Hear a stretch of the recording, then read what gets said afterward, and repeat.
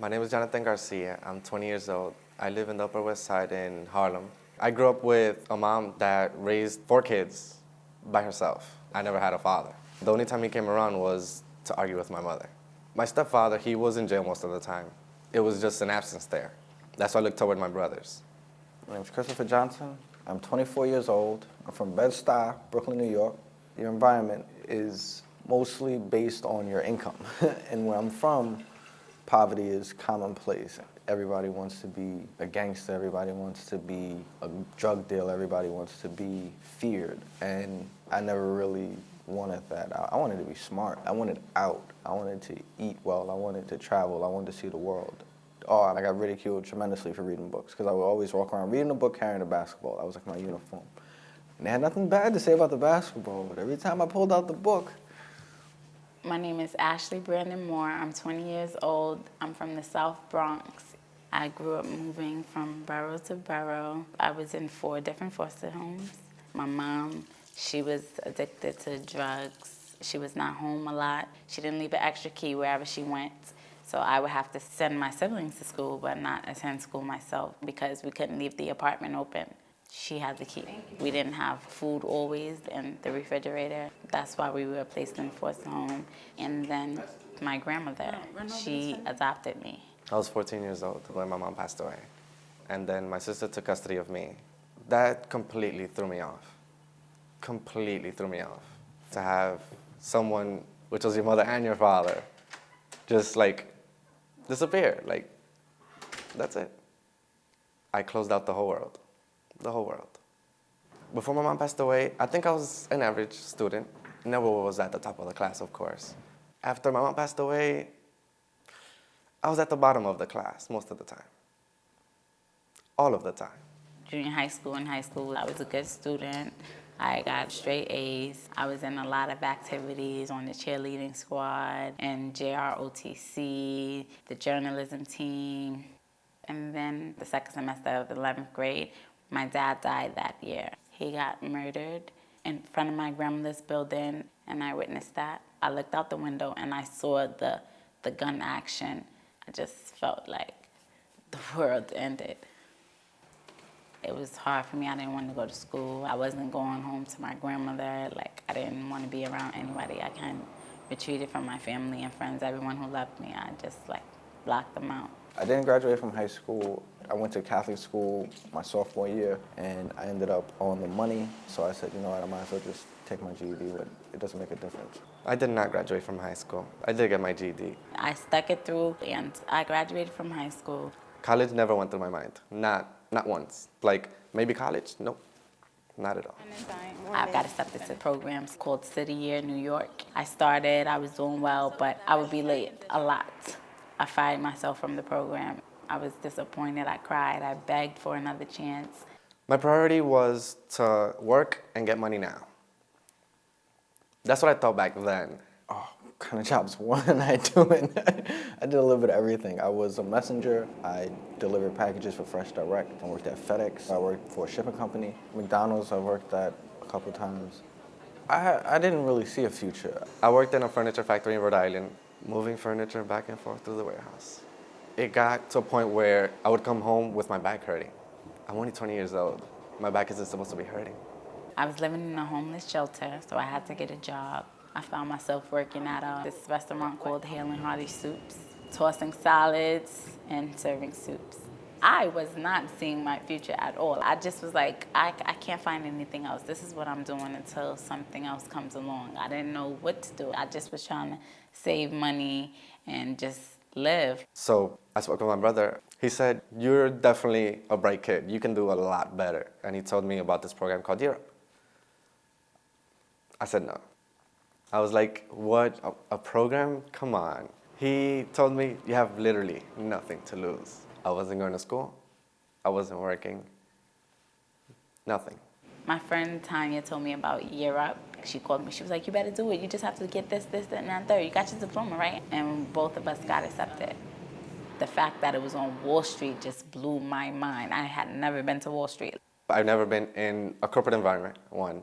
And 2, everybody's so supportive. I never, ever had that. Everyone here loves their job. My tech instructor wanted us to have that spark for technology before she could teach us. Now in Module 2, we're getting really hands-on. We're learning about the operating system. We got to see the motherboard. I'm a visual learner. So where does this go? What does it do? I want to see it. My BC instructor, he just loved grammar. He just loved grammar so much that it rubbed off on me. I learned more about grammar in the 6 weeks in SIDS class than I learned my entire life. I always spoke with a slang. Every other word out of my mouth was slang. Not anymore.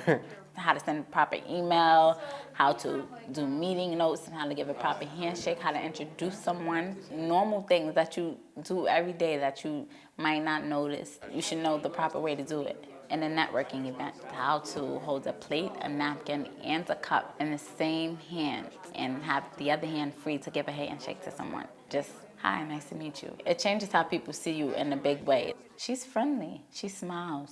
She gave me a strong handshake. She's confident. Confidence. Europe gave me more confidence than I ever had in my life. I was extremely shy when I came in. To present, you would never see me raise my hand first. I would want to go literally last, if not at all. Now, I'm always up. I'm always raising my hand. The teacher wants somebody to help out the other students. I'm already helping out a student at the moment. The teacher wants somebody to present first. I'm ready up there, ready to go. That's it. Everything was exceeding expectation. Sounds good. Great The job. support system really helps that. The staff are extremely supportive, and they're just working towards the goal. We all going towards the same thing. It's just like a wave moving together. They taught me how to finish, which sounds a little abstract, but personally, that was priceless. I'm accountable now for my own actions. I'm on time now for things. I get up an hour early. Since I have to be here by 8:30, I can get up at 6 and still make it here on time. I get up at 5. I don't want to fire myself again, and I definitely do not want to be late. If you would have told me a couple of years ago that I would be apprenticing at American Express, helping out VPs of the company, I would never in a million years believe it. Where I grew up, it's unheard of for somebody to work in a Fortune 500 company. That's scary. That is scary. The first person I called was my mother, and I was screaming on the phone, "Ma, guess where I'm working at?" She's like, "Where?" I said, "Bloomberg." It was a great. I can't explain how big that was. After apprenticing there for 6 months, Bloomberg decided to bring me back as an employee. I used to work as a messenger across the street from that building. I watched them build it. It was the most beautiful building I've ever seen in my life. I didn't think it would be ever possible to work somewhere like that. And now I have the same view, but from inside. I'm a desktop support technician. I fix computers, network-wise, software-wise. I image computers, ghosting or through server side. It's problem solving. I love problem solving. I worked on a computer on Charlie Rose's set. I've actually seen the infamous brown table. I've watched this man my whole life. I love Charlie Rose. I went from watching his show to being one of his coworkers. After actually getting all these awards and showing them, look, I got a 99 average. I got the highest average ever in tech. Look, I got these awards. Look, I got the technology award. It feels like I'm actually accomplishing something. Like I'm actually making my family proud. That is what I wanted. There's such a weight lifted off my shoulders. It's just like, now you have no excuse anymore. You know, you can't tell yourself you're not good enough because you've done it. People face challenges every day, so you just have to step it up and overcome it. So I've learned that through Year Up, and the past is the past. I'm just trying to go forward now. In January, I'm going to BMCC to study computer science. In Europe, they actually stress that it's not a matter of if you should go to college, it's a matter of when you should go to college. I want to graduate from Europe. I want to attend college. I want to get my bachelor's degree. I want to attend graduate school, and I want to be the best attorney that I can be. It was the best decision I've ever made. I'm forever indebted to this program. This time I am making it through, and I'm going straight for the goal. I think that tells the story by itself, because if without Europe, I wouldn't know what I would be doing now. This is seriously a lifesaver. Look, I got Otiri. See? This program is crazy. I got Otiri.